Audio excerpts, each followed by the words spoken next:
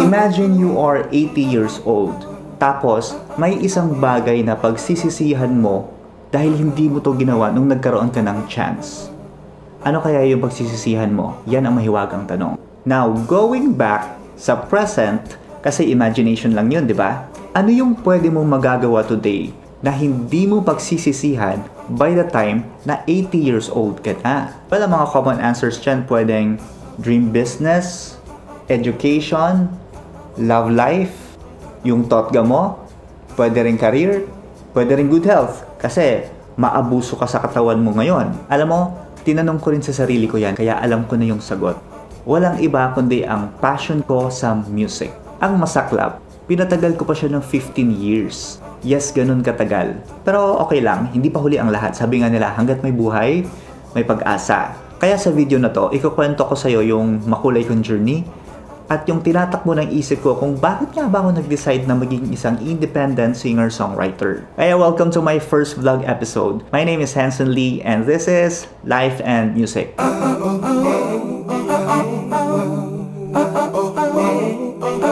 Since na-mention ko nga na isa akong independent singer-songwriter, syempre mahirap paniwalaan kung wala kayong maririnig na original composition galing sa akin. Kaya bago ko ikwento ang maikling talang buhay ko, pakinggan muna natin yung isa sa mga kantang sinulat ko, kahit yung chorus lang, para maniwala naman kayo, okay? Paniwalaan nyo na. Paniwalaan mo na. Paniwalaan nyo na kasi ang title ng kantang to ay Paniwalaan. Paniwalaan mo ang puso kong ito. Inaamin ko na sadyang iba na ang nadarama ko. Hinahanap kita pagkat mahal kita. Huwag kang mangamba, hindi ka sasaktan. Paniwalaan.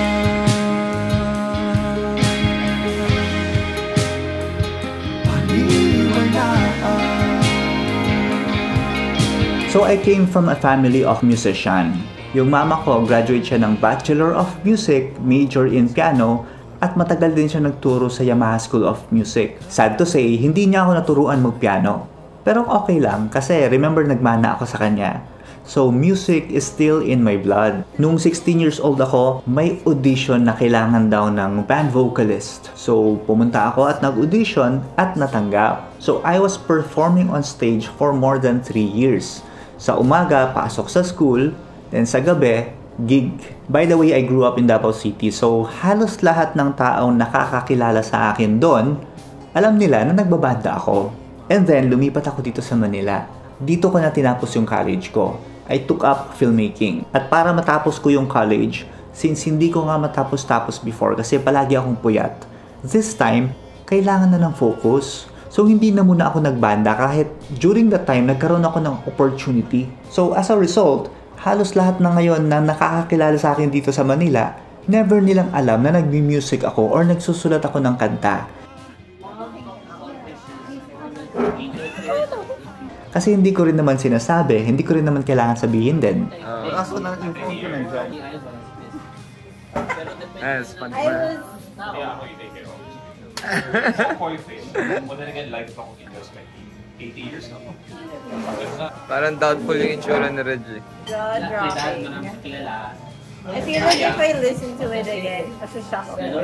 So, after graduation, nag-work ako sa mga TV networks.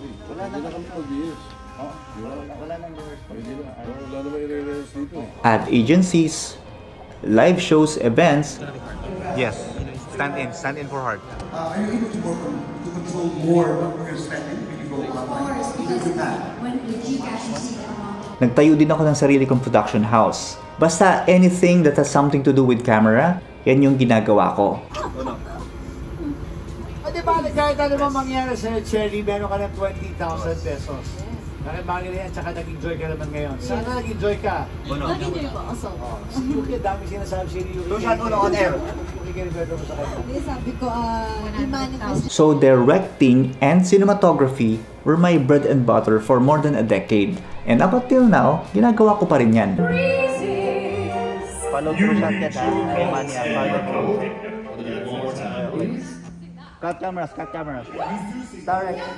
Si girl, pag pumunta siya doon, follow through kay girl. Lipat ka dito. Criss-cross kayo ha. Pero kapag tumayo na yung actor, pumunta doon, pwede mo nang isagad. Luminis ka hanggang siya taas. Saan tayo? ID? Ready tayo? On the cameras? Scene 6.4.2, shot 2 and retake 1. Okay naman siya.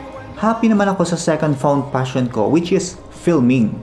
Pero yung first passion ko talaga, which is music, ayaw akong tantanan. Yung music, nag-stick talaga sa akin kahit hindi ko sinasadyang magsulat ng kanta. Yung kanta yung kusang lumalapit sa akin. Kahit naliligo ka, may melody na darating sa'yo. Minsan din, nananaginip na rin ako ng melody. Na-experience mo rin ba yon? Yung tipong kailangan pagising mo, i-record mo agad sa cellphone kasi kung hindi, mawawala yung melody eh. So, nag-stop man ako sa pag-perform on stage, never ko naman tinalikuran yung pagsusulat ng kanta. So, as a result of non-stop writing music, naipon na ng naipon hanggang sa isang araw, tinanong ko yung sarili ko na, hanggang kailan ganito? Hanggang kailan ako magsusulat ng kanta? At ako lang din yung nakakarinig ng sarili kong likha. Hindi pwedeng ganito. Kailangan ko tong i-share. But before I continue, commercial break muna tayo ulit. Pakinggan muna natin yung isang song na sinulat ko. Chorus lang din. The title of this song ay Paasa. Pwede bang bitawan mo ako? Di naman pala ako gusto. Huwag nang magpaasa kung walang pag-asa sa ating dalawa. Di ko kailangan ng awa mo. Diretsahan na kung ayaw mo. Huwag nang magpaasa kung walang pag-asa sa ating dalawa. So exactly 1 month after ko na-upload sa Spotify yung original songs ko na ang EP ay 4-piece, I asked my friends on Facebook na kung magbablog ba ako, may manonood kaya sa akin? Or magsusubscribe ka kaya? And then halos lahat lang response nila positive naman. So nakatulong yun sa decision making ko na sige magva-vlog na ako. For long term yan ha. But I have one problem. Nasira yung laptop ko. Ayaw na niyang mag-on. Usually kasi kahit saan mo i-press yan, mag-on yan eh. Pagbukas pa lang. Ayos! Ayan oh. Ayaw talaga. Tapos before ko to in-off, naka full charge to. Ayaw mag-on ang laptop ko rin! Ayos! Ayaw naman ang laptop ko rin! So dinala ko sa service center. Ang vlog ko pa naman yan. Hindi ka tayo sasama ha? Opo, maraming salamat. Mobile care. And today pupuntahan natin. And along the way, i-explain ko na rin yung 4 major reasons kung bakit ako nag-decide to be out on public as a singer-songwriter. Kaya umpisa na natin. Reason number 1 is existentialism. Medyo magpapakadip muna ako ng konti ha. Konti lang talaga, ngayon lang. Naalala niyo yung college tayo, tapos meron tayong subject na philosophy. I super love philosophy by the way.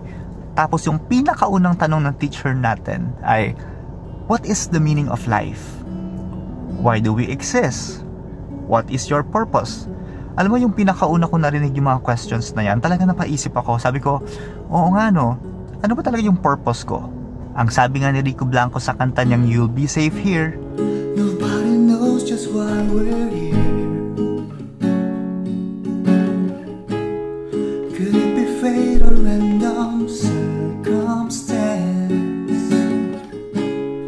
At the right place at the right time, two roads intertwine. what is the meaning of life para sa'yo?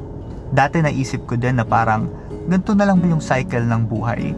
So mag-aaral ka, magtatrabaho, mag-aasawa, tapos magkakaanak. Tapos yung anak mo mag-aaral ulit, tatrabaho. Basically the same cycle kung ano yung pinagdaanan natin. Okay, think of it this way ha, iibahin ko yung pag-explain on a bigger scale.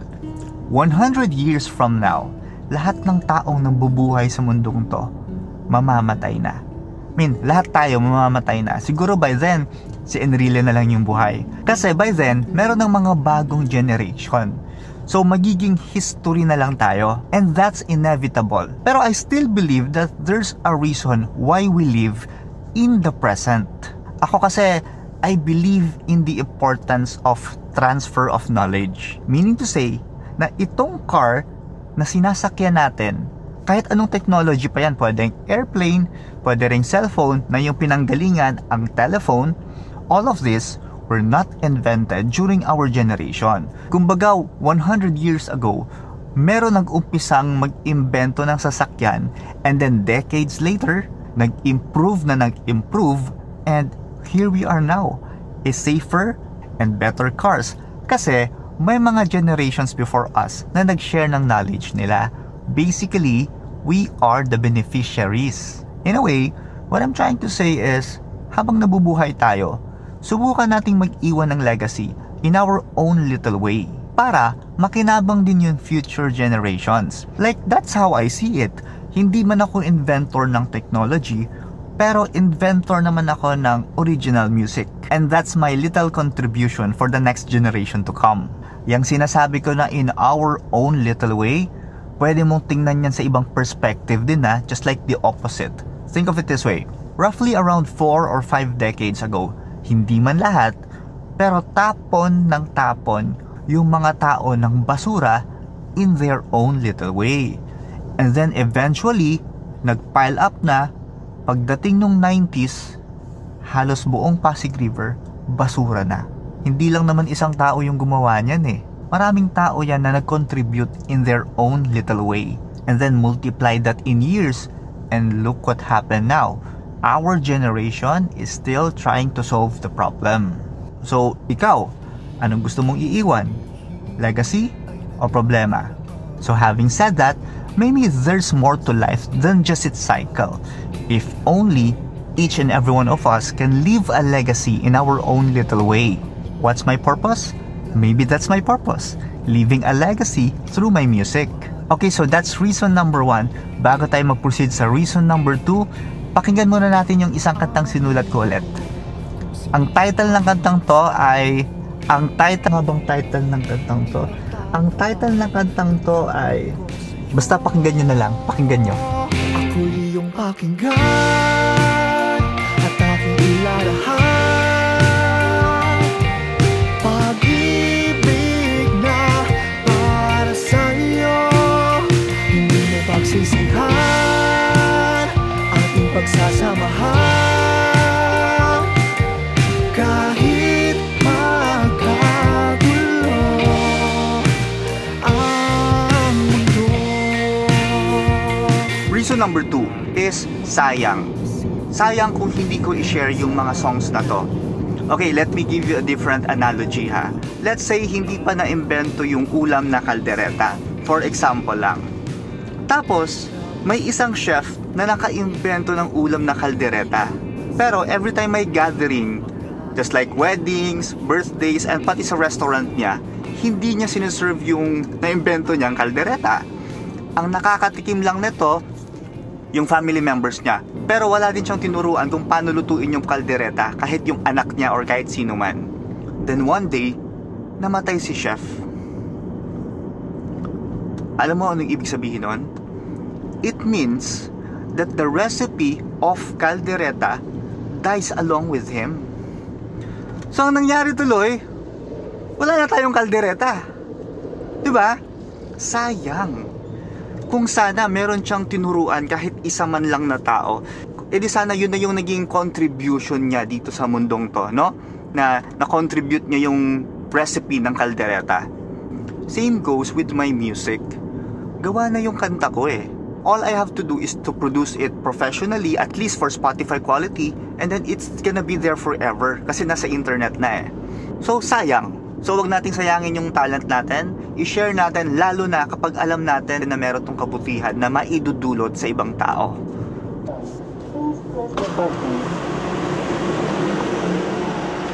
Please take a card. Joy, very welcome.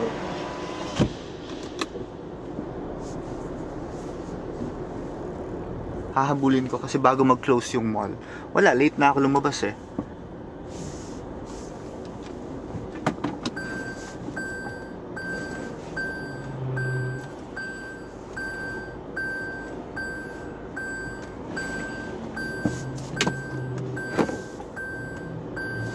Okay, so nandito na tayo sa mall. Ang uunahin ko ay yung computer muna and then grocery. Wala na, hindi na ito ma-fix.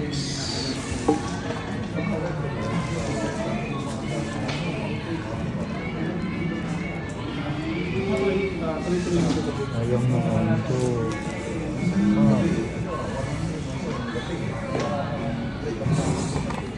Try pa din natin sa HR.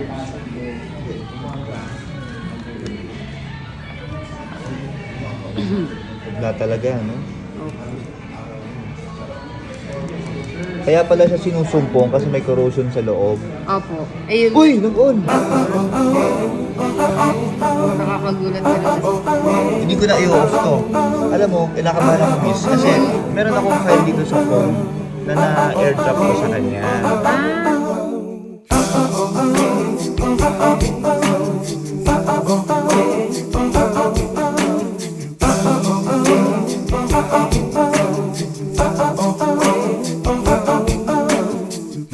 Okay, so laptop update tayo. Good news kasi nag-on siya nung paalis na ako. Pero sabi nung technician, temporary lang daw to kasi meron na siyang corrosion sa loob. Yung history kasi, 4 months after kong binili to, eto dito, nabuhusan siya ng coke.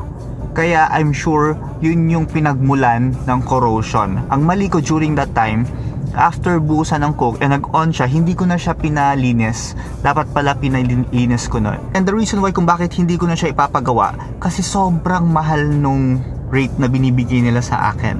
Like it cost 77,000 pesos para ma-fix lang to.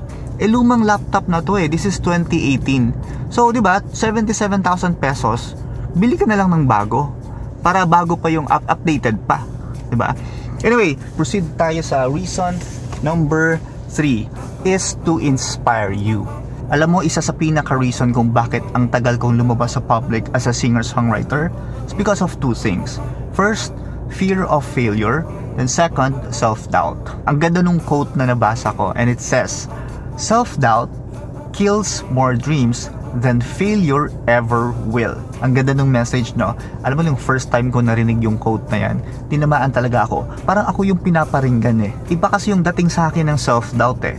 Para bang self-doubt is so powerful in a bad way na matatakot tayong kumilos kasi ayaw natin mag-fail.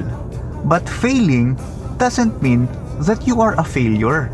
Kahit ilang beses pa tayong mag-fail, hanggat bumabangon ka, hindi ka failure. Kasi lalaban ka ulit eh. Ang boksingero ba, pag natalo sa laban, tinatawag ba natin siyang failure? Di ba hindi? Kasi nakita natin yung courage niya na wala tayo. Sabi nga, di ba, the more we fail, the more we learn.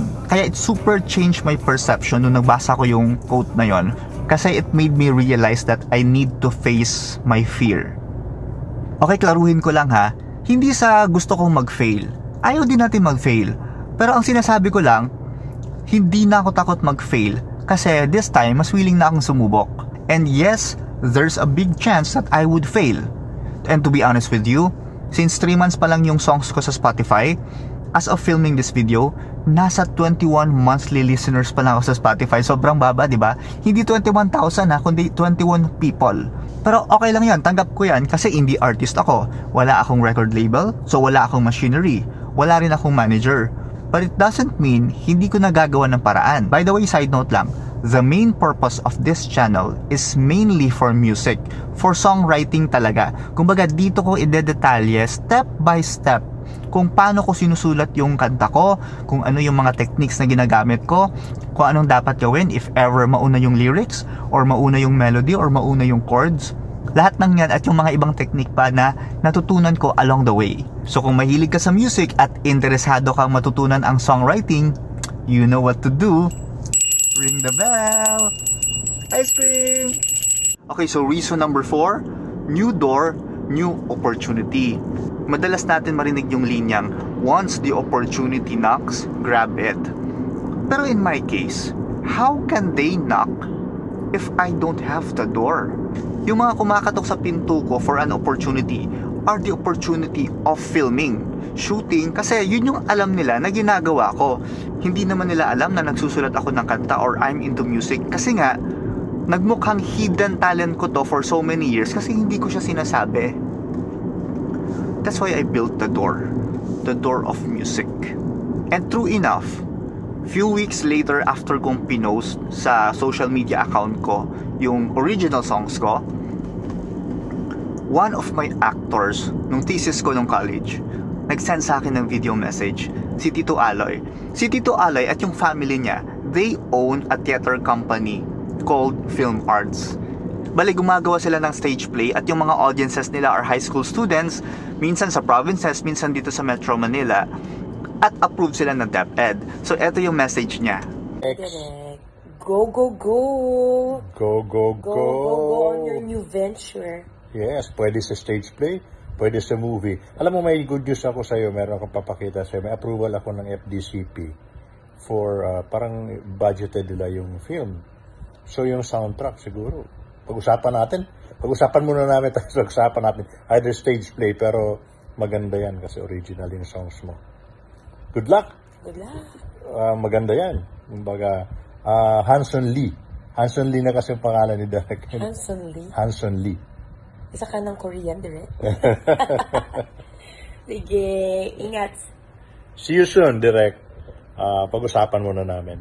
Okay? Multi-talented talaga. That message of Tito Aloy, pwedeng matuluyan, pwede rin namang hindi. Only time can tell. Pero ang importante kasi sa akin ngayon ay yung nasa radar na nila ako. At least, ngayon, alam na nila na meron akong isang door na pwede ko pang buksan, which is the door of music. Sabi nga nung isang book author na si Mark Nepo, and I will rephrase the quote. Sobrang ganda nito. A flower doesn't go after the bee. The flower flourishes, and then the bee comes. Good night, everyone. Paghilom ng ating damdamin nasaktan, paglimot sa dati ang tanging paraan. Huwag nang lumuha, ba't di mo na hayaan siyang sumira? Walang magagawa.